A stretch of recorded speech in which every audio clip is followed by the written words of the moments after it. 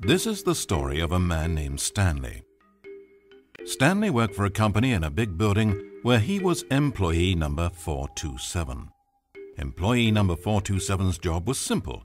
He sat at his desk in room 427 and he pushed buttons on a keyboard. Orders came to him through a monitor next to his desk, telling him what buttons to push, how long to push them, and in what order. This is what employee 427 did every day of every month of every year. And although others might have considered it soul-rending, Stanley relished every moment that the orders came in, as though he had been made exactly for this job. And Stanley was happy.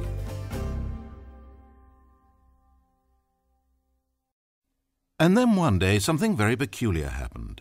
Something that would forever change Stanley. Something he would never quite forget. He had been at his desk for nearly an hour when he realized that not one single order had arrived on a monitor for him to follow. No one had showed up to give him instructions, call a meeting, or even say hi. Never in all his years at the company had this happened, this complete isolation. Something was very clearly wrong. Shocked, frozen solid, Stanley found himself unable to move for the longest time. But as he came to his wits and regained his senses, he got up from his desk and walked out into the hallway. Stanley decided to go to the staff lounge to check on his co-workers.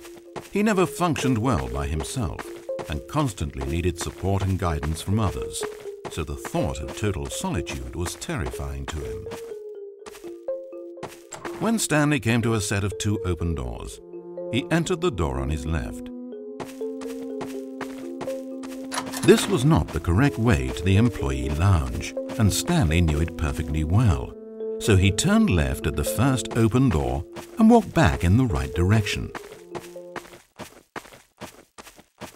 Stanley was so bad at following directions, it's incredible he wasn't fired years ago. Maybe this is why everyone had left. No one wanted to be around someone as bad at listening as him. And since he was walking into the middle of nowhere and thus ruining the entire story, Stanley decided that he would punish himself. So when he came to the elevator and the doors opened, he stepped inside and pushed the button to go up.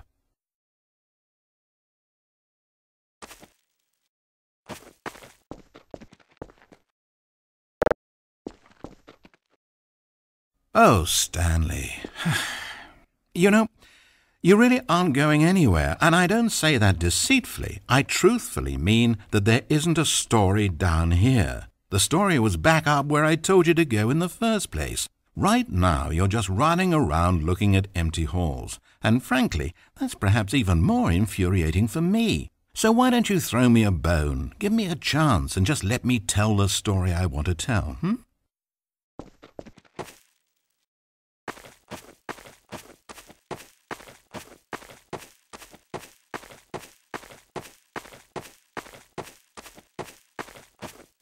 Now listen carefully. This is important.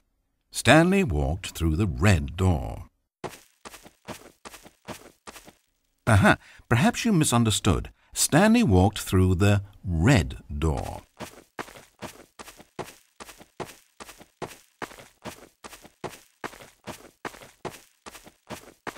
I still don't think we're communicating properly. Stanley walked through the red door. All right, fine. Go ahead, Stanley. You want to know so badly what's out there? You want to find out what lies at the end of this road you've chosen? Well, don't let me stop you. You see? It's nothing. No one's even built this section of the map because you were never supposed to be here in the first place. It's just a bunch of skybox and dev wall textures. That's it. Is this what you were looking for? Was it worth ruining the story I'd written out for you? I put a lot of time into that, and now well, here you are now, just looking at nothing. To think that that's all I needed to make in the first place, just a whole lot of nothing, and you would have been happy. Well, hey, you still need a little something to do, am I right? Here, let me load up another map. See if there's something in here that'll keep you occupied. Ah, here's one. Let's boot this up. We'll see if you like it.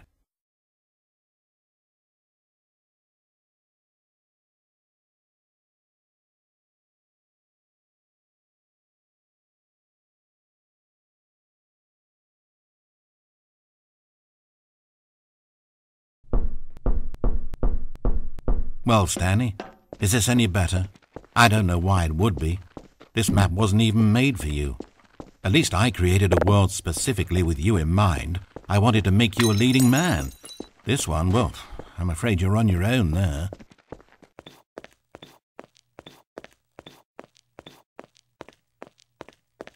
Stanley was fat and ugly and really, really stupid.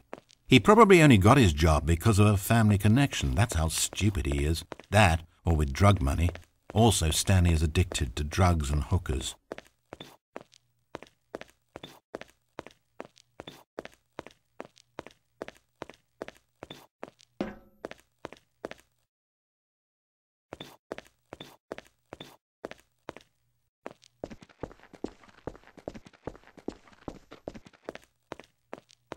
Hold up, Passport. I spent so long talking about you. Why don't we just take a break from that and talk about something else for a change? Let's see. Well, according to Wikipedia, more than 90% of the night sharks caught off northeastern Brazil contain mercury concentrations higher than that considered safe by the local government. Now, this is fascinating. Don't you want to know more about the night sharks? Oh, no, of course not. All you want to hear about is yourself, isn't it? Well, fine. You haven't listened to me once so far. I can't expect you to turn that around now, can I?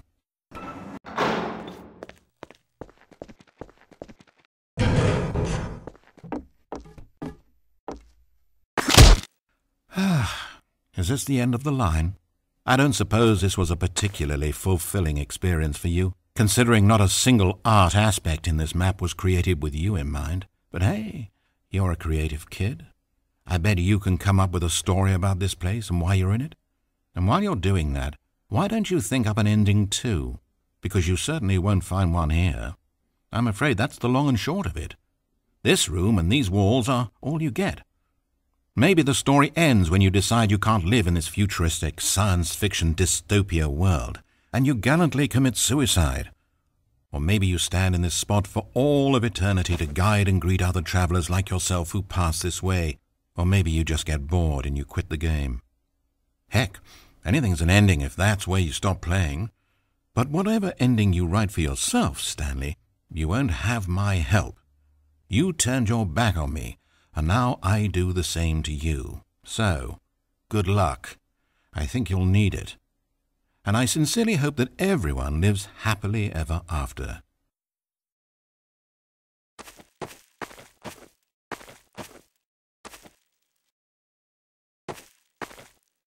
Wait. Hold on. What are you doing?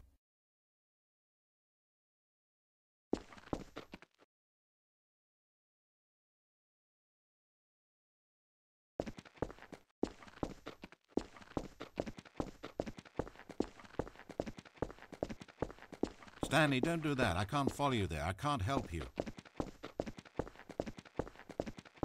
How will you write a story without me? You can't do it. You know that.